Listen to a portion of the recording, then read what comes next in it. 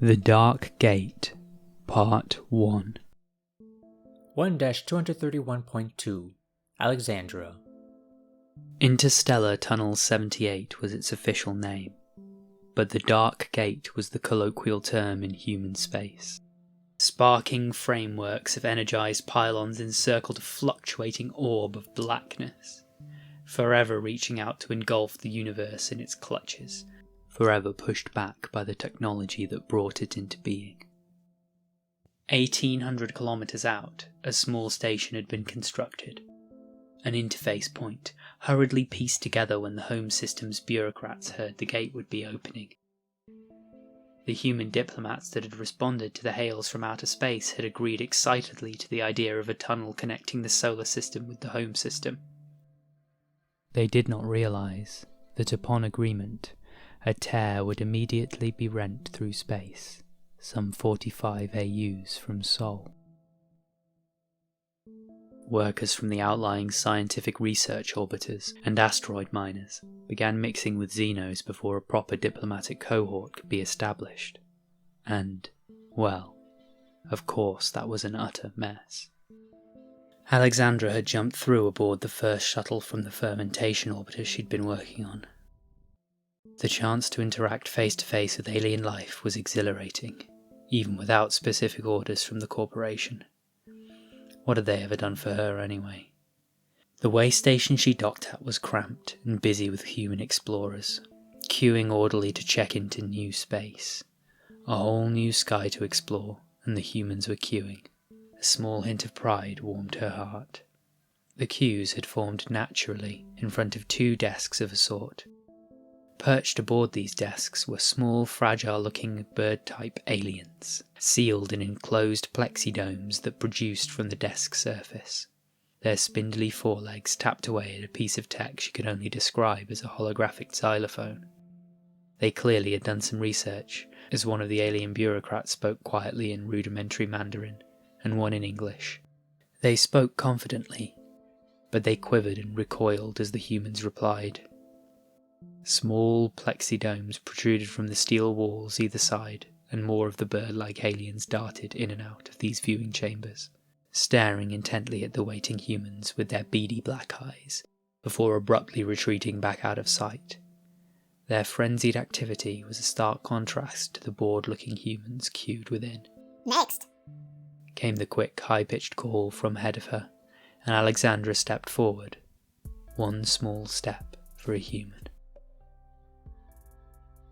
1-232.4 Seek. In those first days after the monarchs opened the gate to Sol, the humans seemed so slow and backwards.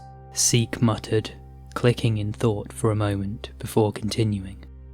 They came through the gate in low-tech ion-powered shuttles, and waited to be processed like beasts. The Beebery panel members of the inquiry team looked down from their perches, clicking and cocking their heads politely as they listened. It was fascinating, but we saw them as no more than a point of scientific interest. Control of their spread was not considered to be an immediate issue, because we knew their population was concentrated on planets and moons within their system. At human transport speeds, it would be many months before a large number could arrive. Your intake quota was reached in the first week, yes? The first Inquisitor called down melodically. Seek ruffled themselves in response to the accusatory tone. Yes. They responded. We allowed in humans as per the trial quota, but more came. It seemed that the whole solar system had headed in our direction the moment the gate opened, all wanting to pass through into the home system. Were you aware of the arrangements that allowed more to enter? The melody continued. Seek paused. Not at first, no. Do you believe that the clash aboard the Chrysalis could have been prevented if fewer humans had been allowed in? More accusatory tones. Only 2 humans caused the damage, Inquisitor. Seek closed their eyes at the memory, clicking to settle their mind. So your reports say.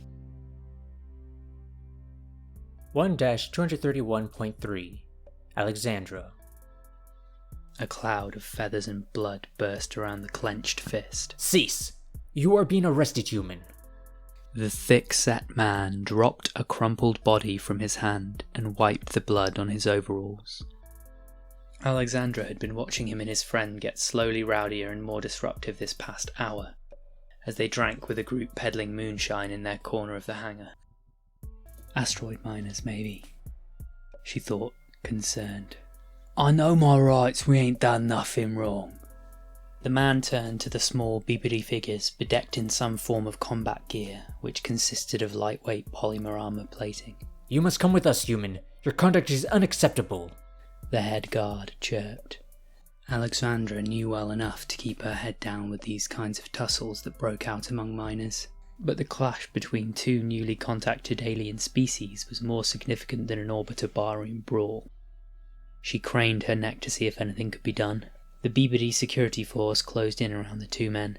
Maybe they had this in hand. Or rather, in claw.